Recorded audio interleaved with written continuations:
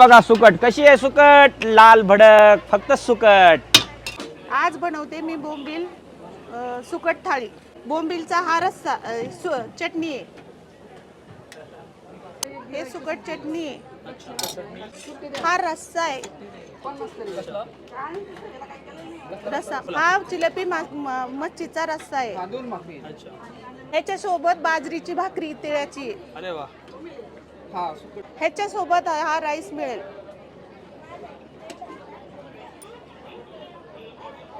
कांदा, लिंबू, टोमॅटो, ककडी. वा वा वा मंडळी, भीमथडी जत्रेमध्ये 100 ते 150 नॉनव्हेजचे स्टॉल आहेत, पण त्याच्यामध्ये फक्त एकच असा एकमेव स्टॉल आहे जिथे हे सुकट बोंबीलचं ताट मिळतं आहे. मंडळी भरपूर काही पदार्थ दिले आहेत, तुम्ही पाहू शकता.